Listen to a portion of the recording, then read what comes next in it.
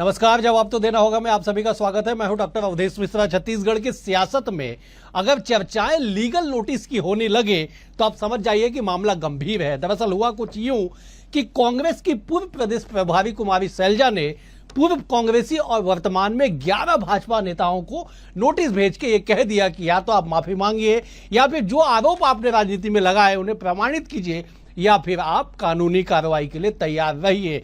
ये दरअसल वही 11 नेता है जो बीजेपी में शामिल होने के बाद आज जाके कुमारी शैलजा के खिलाफ वहां चुनावी प्रचार में जुटे हुए हैं। आज इस विषय पर चर्चा करेंगे, लेकिन उससे पहले देख लीजिए ये खास रिपोर्ट। सियासी बात अगर लीगल नोटिस तक पहुंच जाए तो समझिए कि मामला बेहद गंभीर है।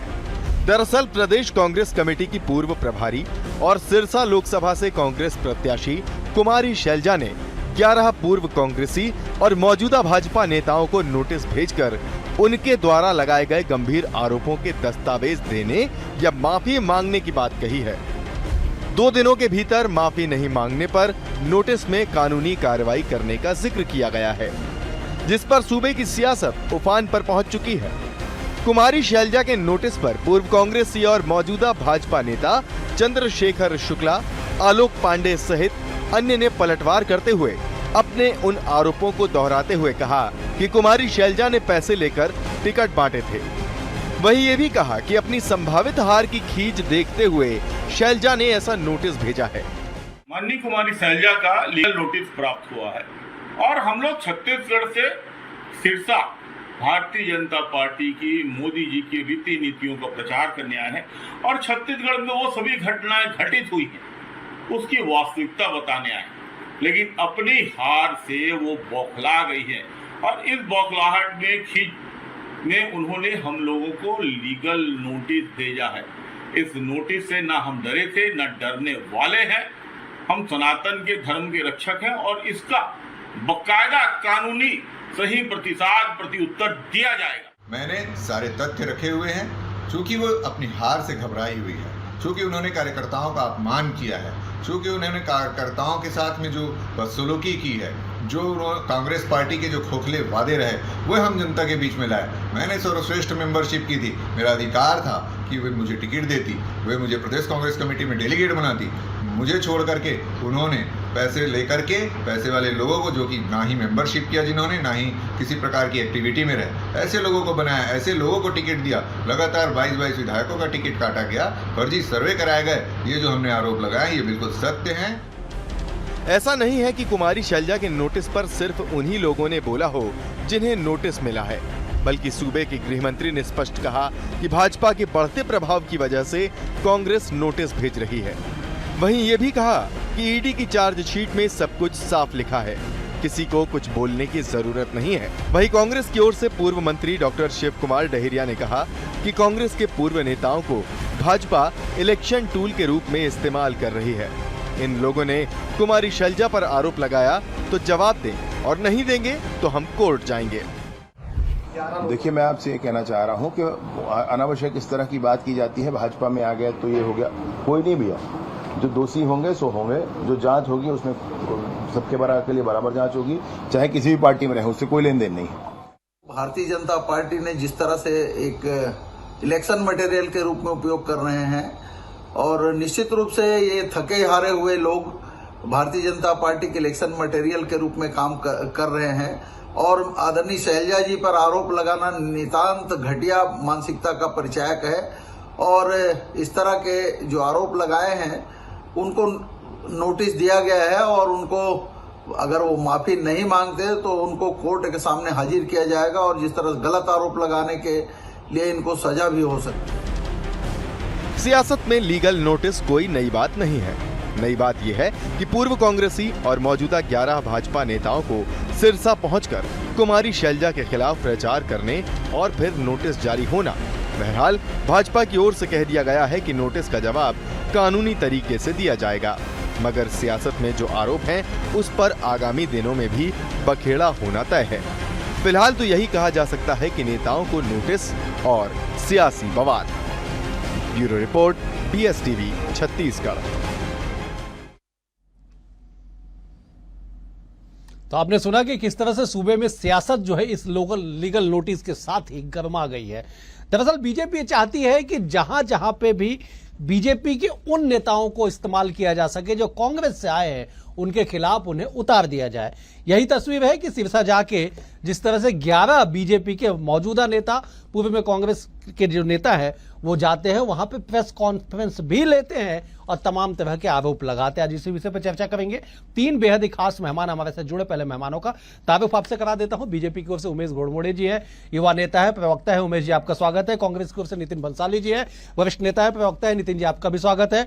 बतौर राजनीतिक विश्लेषक वरिष्ठ पत्रकार के शर्मा भी हमारे साथ है। के जी आपका भी स्वागत है। अविभाजित मध्य प्रदेश हो या सूबे की सियासत हो, इनकी पैनी नजर इन पे बनी रहती है।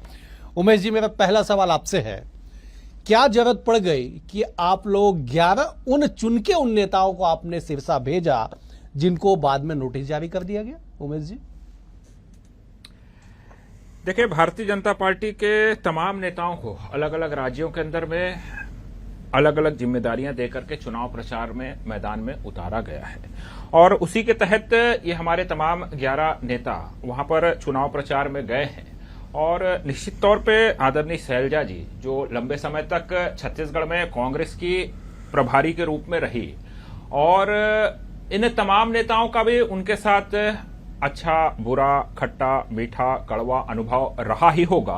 और चुनाव के मैदान में है एक रणनीति के तहत, क्योंकि उनकी वर्किंग और उनके तमाम विषयों को ये लोग बेहतर तरीके से जानते भी हैं, समझते भी हैं, और एक राजनीति के क्षेत्र में होने के नाते हमने वहां पर इन तमाम नेताओं को प्रचार के लिए भेजा है। लेकिन वहां से जिस प्रकार की स्थितियां निकल करके आ रही हैं, एक तो प्रभारी रहते हुए, छत्तीसगढ़ की प्रभारी रहते हुए आदरणीय कुमारी शैलजा जी के नेतृत्व में छत्तीसगढ़ में एक बड़ी हार का सामना कांग्रेस पार्टी को करना पड़ता है। और जब भारतीय जनता पार्टी के नेता वहां पर पहुंचते हैं और बीते 5 वर्षों में जो कृत्य रहे थे छत्तीसगढ़ सरकार के और तमाम चीजों की पोल खुलती हुई जब आदरणीय शैलजा जी को नजर आती है, तो वो हार को भूल तो नहीं पाई होंगी छत्तीसगढ़ के। अब जब उनको सामने लोकसभा चुनाव की हार दिख रही है, तो इस प्रकार के नोटिस की पॉलिटिक्स, लीगल नोटिस की पॉलिटिक्स यहां पर देखने मिल रही है। और मैं आपको कुछ बातें और याद दिलाना चाहूंगा। जिस विषय पे ये चर्चा हो रही है, जिस विषय पे नोटिस निकल करके आ रहा है,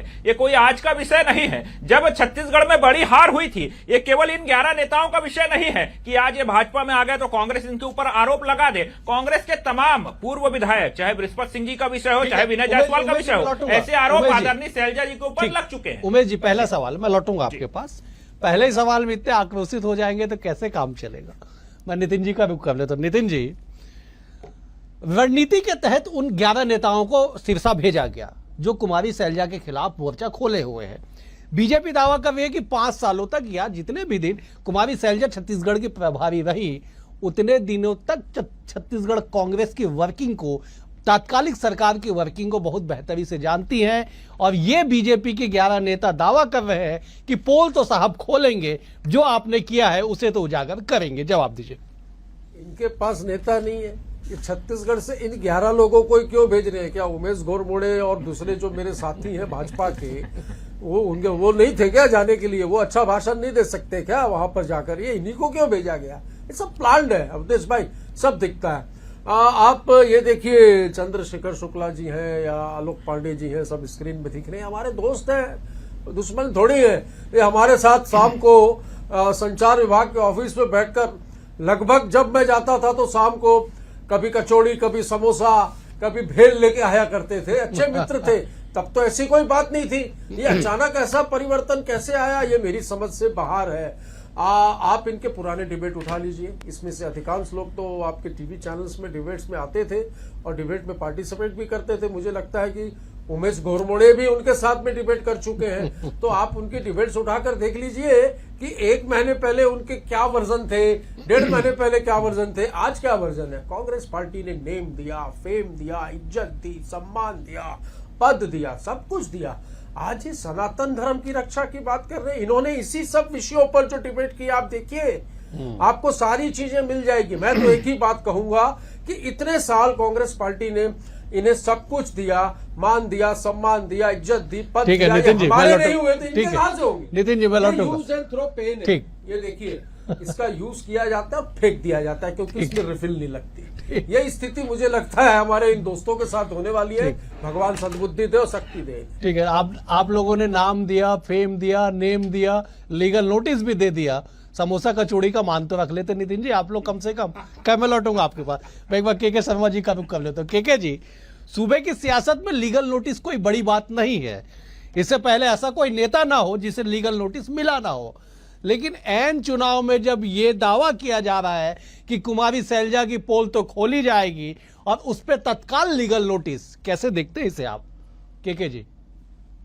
देखिए, लीगल नोटिस का मामला माननीय न्यायाधीश से के न्यायालय से संबंधित है, लेकिन अभी फैसला होना है माननीय मतदाताओं की अदालत में, जो 25 मई को सिरसा में होने वाला है। तो वहां की मतदाता किस रूप में लेती है, क्या छवि है उनकी। यदि किसी की ईमानदार छवि, मुझे नहीं लगता कि आरोपों से, राजनीतिक आरोपों से, इस प्रकार से किसी की छवि धूमिल होने से जीत हार पे असर पड़े, लेकिन मतदाता इसको किस रूप में लेते हैं, महत्वपूर्ण बात है।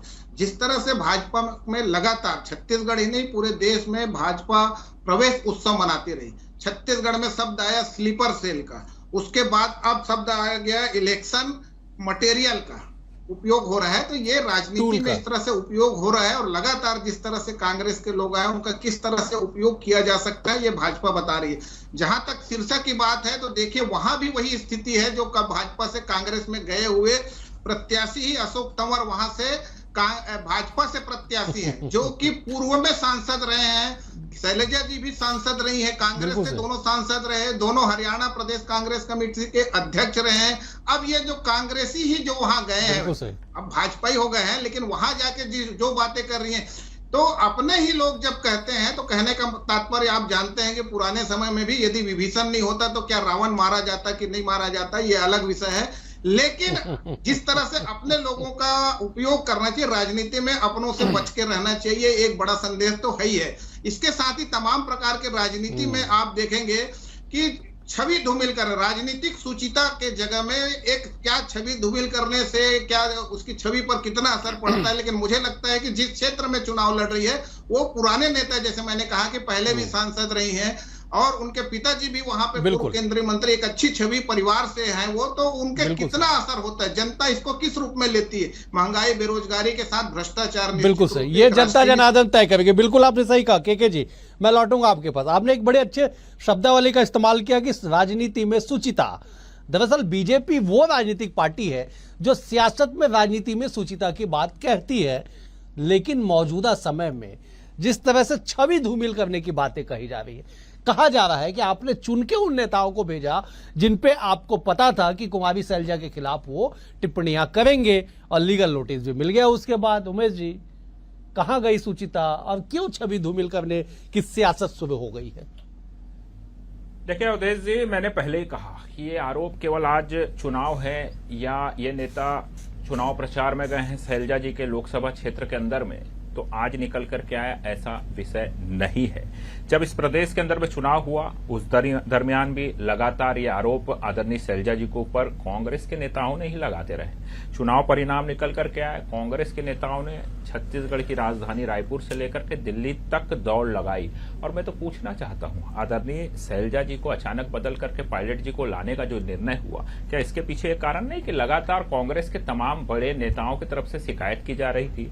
आदरणीय टी.एस. सिंहदेव जी को लेकर के और शैलजा जी को लेकर के लगातार शिकायतें आ रही थी। अरे सुन लीजिए ना सर, अरे सुन लीजिए, आप अपने तब में आप बोल लीजिएगा। इस प्रकार से एक कथित ऑडियो निकल करके आया, उस कथित ऑडियो के अंदर में किस प्रकार से टिकट के बदले में लेन देन की विषय निकल करके आए थे। और जिस व्यक्ति ने, जिन्होंने आरोप लगाया, उसको कांग्रेस पार्टी ने या तो वापस ले लिया या तो निष्कासित करके रखा है। विनय जायसवाल जी के विषय में क्या कहना है कांग्रेस पार्टी का, जरा ये स्पष्ट कर दे। आज तक स्पष्ट नहीं कर पाया। जिस प्रकार से उन्होंने चंदन यादव जी के ऊपर खुले तौर पर आरोप लगाया था कि भैया कहां पर कितने लेन देन हुए और कहां पर कौन से होटल के अंदर में कितने लेन देन हुए, उसके बाद हार पहना करके कांग्रेस पार्टी उनका स्वागत करती है, तो क्या उनको कांग्रेस पार्टी ने वापस ले लिया तो वो जो सारे आरोप थे वो क्या धुल गए क्या उनके, या कांग्रेस पार्टी ने उसको स्वीकार कर लिया क्या? उन्होंने आपके ऊपर ही लगाया था साहब आरोप तमाम विषयों के ऊपर। और आज आके वो अशोक चौहान के खिलाफ आरोप लगा के राज्यसभा भेज देते हो भाई। उसके बाद हेमंत बिस्वा शर्मा के ऊपर नितिन जी मैं जवाब ले, नितिन जी मैं जवाब ले। देखिए, हर राजनीतिक दल का सियासत करने का अपना एक अलग तरीका है। बदलते दौर पे सियासत की जो तस्वीर बदली है, उसमें भी कैसे सियासतदान सियासत को साधे, इसके लिए भी एक अलग कला है और अलग ट्रेनिंग है। इन तमाम चीजों के बीच सवाल आज ये है कि लीगल नोटिस भेजना क्या सियासत में सियासत के जरिए जवाब नहीं दिया जा सकता था? नितिन जी, देखिए, सियासत के जरिए जवाब दिया जाएगा, पर ये जो आरोप वहां पर लगाकर खबरों में बने रहना चाहते हैं। देखिए, कांग्रेस से गए हैं, इनको राजनीति कांग्रेस नहीं सिखाई है, पर ये राजनीति मुझे ऐसा लगता है भाजपा में चलेगी नहीं। ये गए हैं और जिस प्रकार अपने अस्तित्व को बनाना चाहते हैं, वहां दिखाना चाहते हैं कि हम काम कर रहे हैं। आज टीवी में डिबेट क्यों हो रहा है अवधेश भाई? डिबेट क्यों हो रहा है? डिबेट इसलिए हो रहा है कि इन्होंने कुछ बातें की, और ऐसी बातें की जिनके कोई हाथ पैर नहीं है, कोई तथ्य नहीं है। तब बिना तथ्य की बातें कही तो उन्होंने नोटिस भेजा। बिल्कुल सही है भाई। इस प्रकार से यदि किसी की छवि धूमिल करने के लिए, यदि आप कुछ दिन पहले जिनके आगे पीछे घुमा करते थे, जिनको एयरपोर्ट लेने जाया करते थे, जिनको एयरपोर्ट छोड़ने जाया करते थे, जिनकी मीटिंगों में बैठा करते थे, आज वो कैसे खराब हो गए? परिवार होता है अवधेश भाई, परिवार में ये होता है कि परिवार हमेशा सुख शांति नहीं रहती। कभी परिवार पे विघ्न आते हैं, परिवार पे मुसीबतें आती हैं, तो जो परिवार के साथ खड़ा रहे वो व्यक्ति परिवार का असली सदस्य है। क्या आपके परिवार में, घर में यदि कोई कलेश हो या कोई विवाद हो तो क्या परिवार को आप छोड़ देंगे? बहुत मिस कर रहे हैं। मुझे ऐसा लगता है कि ये गलत है। जो लोग जा रहे हैं उनको देर सवेरे सम्मति आएगी, पर तब तक बहुत देर हो चुकी होगी लगता है। मैंने लिखो फेंको पेन का उदाहरण दिया आपको, और दूसरा दूध में से जैसे मक्खी को निकाल के फेंकते हैं, ये स्थिति होने वाली है। ये कुछ दिनों की बात है। पर एक बात कहूंगा इस विषय में कि दुश्मनी जमकर करो, पर यह गुंजाइश रखो कि जब हम आमने सामने कभी मिले तो आंख मिला सकें एक दूसरे से। आपको ऐसी भी ज्यादा दुश्मनी, आपको ऐसी उम्मीद है कि वो वापस कांग्रेस में आपसे आंख मिलाने आएंगे? भाई अब ये उनका विषय है, जिस प्रकार गए हैं। मैंने तो कहा मुझे बड़ा दुख हो रहा है स्क्रीन पे मेरे मित्रों को देखकर। कल तक बताइए साथ में कभी समोसा खाने उधर भी आ सकते हैं। उमेश जी, मैं आप ही के पास, अरे कभी समोसा खाने उधर भी आ सकते हैं, मित्रता गाड़ी। अरे वो तो मैं आपके पास भी समोसा खाने आ सकता हूँ, थोड़ी बताओगे यार। ठीक है, वो अलग सब्जेक्ट। मैं केके जी का रुख कर लेता हूँ। केके जी, चुनावी समर में तकरीबन 1 दर्जन नोटिस सर्व किया गया अलग अलग नेताओं के जरिए, अलग अलग नेताओं को। उन तमाम नोटिसों का क्या हुआ, जनता जनार्दन जानती है कि ये तो केवल नोटिस है, दिखावा है। क्या दिखावे की सियासत से रणनीति, राजनीति का मैदान या चुनाव का मैदान फतेह कर लिया जाएगा, या वहां कुछ भय के बादल मंडराएंगे? केके जी, देखिए, नोटिस का मैंने पहले ही कहा कि माननीय न्यायाधीश के अदालत में क्या डिसीजन होता है, क्या जवाब देते हैं, ये अलग विषय। लेकिन राजनीति में महत्वपूर्ण होता है जनता की अदालत, जनता जनार्दन, जनता क्या फैसला करती है, इस पर क्या असर पड़ता है। ये सब आरोपों को लेकर, जिस तरह के छत्तीसगढ़ के आरोप है, वहां हरियाणा के लोग कितने जानते होंगे। पहले सिरसा के क्षेत्र अरुण तिवारी और रामचरण यादव की जो बात कहे हैं, जो ऑडियो है, उसका कितना महत्व है, कितना सही है, उस पर कर नहीं हुई। और जिस तरह से इन्होंने एक नाम लिया विनय जायसवाल का, तो विनय जायसवाल ने जो कुछ आरोप लगाया शैलजा पर, चंदन यादव पर आरोप लगाया था शायद। अब उस आरोप, चूंकि वो अंदर का मामला था, अंदरूनी राजनीति थी कांग्रेस के भीतर के, लेकिन वो अब नेता बाहर जा चुके हैं, तो बाहर जाके यदि कोई कुछ बोलता है उसके लिए अंदरूनी कलह वाली बात तो नहीं। बाहर जाके आपको हर तरह से राजनीतिक जवाब भी देना है, और नोटिस भी दिए। तो मुझे लगता है कि ये उनका अधिकार है, नैतिक अधिकार है। इस तरह से यदि उनको गलत आरोप लगाया जा रहा है तो वो नोटिस दे सकते, उसका जवाब मांगना उनका अधिकार है। अब बात आती है यहाँ पे चुनाव में इसका असर को लेकर। तो आप पुराने समय में भी देखेंगे, जो भी दल बदल होता है इस चुनाव के दौर में होता है, और जो नेता दल बदलता है उसका इसी तरह से उपयोग होता है। जैसे कि आपने उनको हेलीकॉप्टर दे के छत्तीसगढ़ में दौरा कराते भी बहुत सारे नेताओं को आपने देखा होगा। खूटे जी का नाम ले सकते हैं आप, पवन दीवान को इसी तरह से लाया गया। 2013 की तस्वीर कौन बोल सकता है? केके जी, आप और मैं तो बहुत अच्छे से समझते हैं।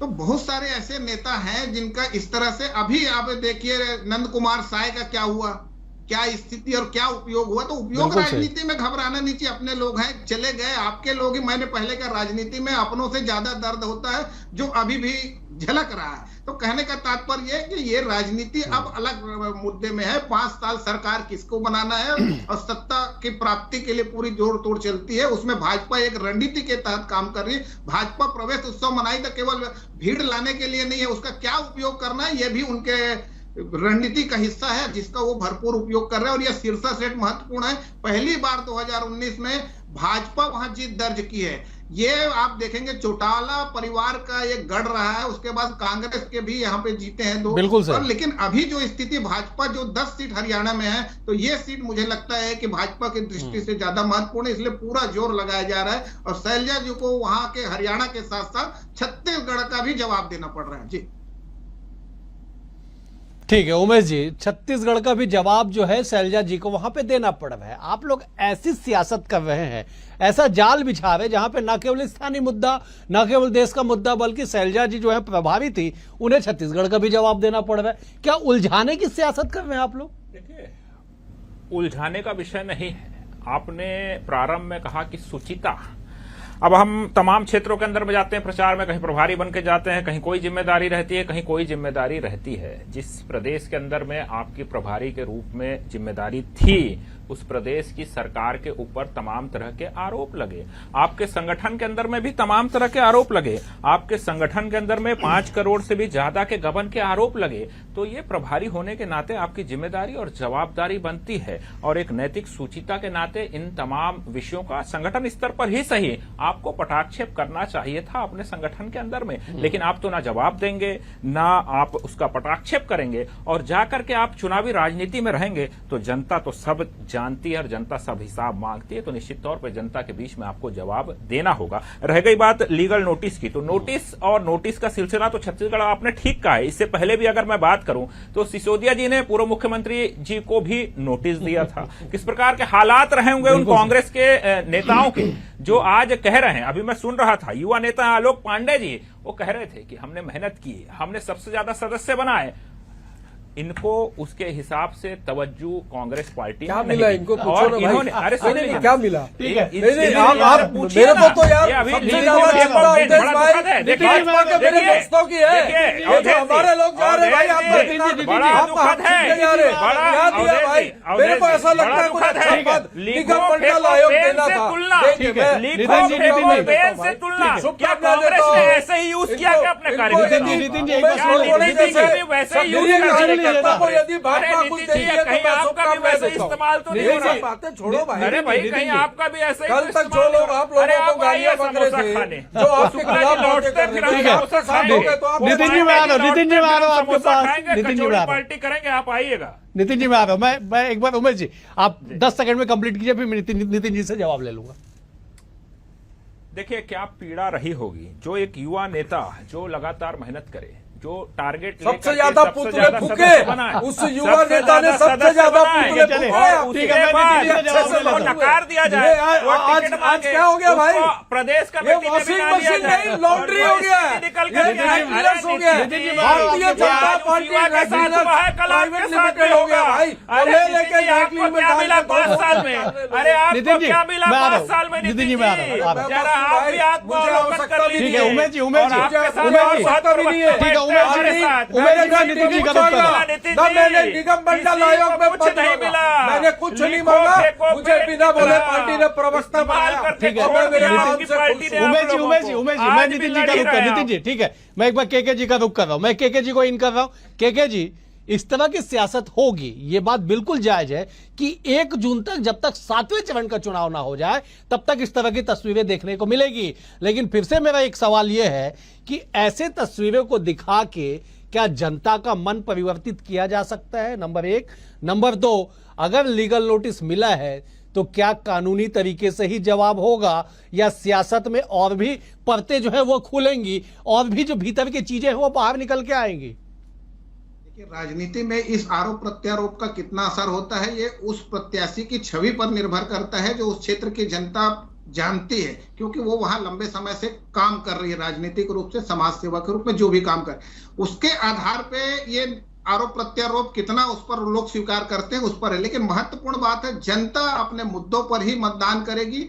जिस तरह से महंगाई, बेरोजगारी, भ्रष्टाचार तमाम मुद्दे हैं और मोदी शासनकाल के 10 साल में क्या अच्छे काम हुए, जनहित के काम हुए कि नहीं हुए, जनता मोदी को स्वीकार कर रही है कि नहीं कर रही है। ठीक है इस बार का केके जी, मुझे समाप्त करना पड़ेगा, समय का इशारा हो चला है कि मुझे समाप्त करना पड़ेगा। कुल मिला के ये है कि जनता जनार्दन है, लीगल नोटिस या सियासत में चक्रव्यूह पे जनता कम से कम नहीं फंसती है। जनता अपना जब मताधिकार सुरक्षित करेगी और 4 जून को जब पिटारा खुलेगा तब पता चलेगा कि आखिरकार जनता पे किन तमाम चीजों का असर हुआ है। फिलहाल आज के लिए इतना ही। आप तीनों मेहमानों का बेहद शुक्रिया। नितिन जी आपका शुक्रिया, उमेश जी आपका शुक्रिया, केके जी आपका भी शुक्रिया। कल एक और विषय के साथ होगी मुलाकात, तब तक के लिए नमस्कार।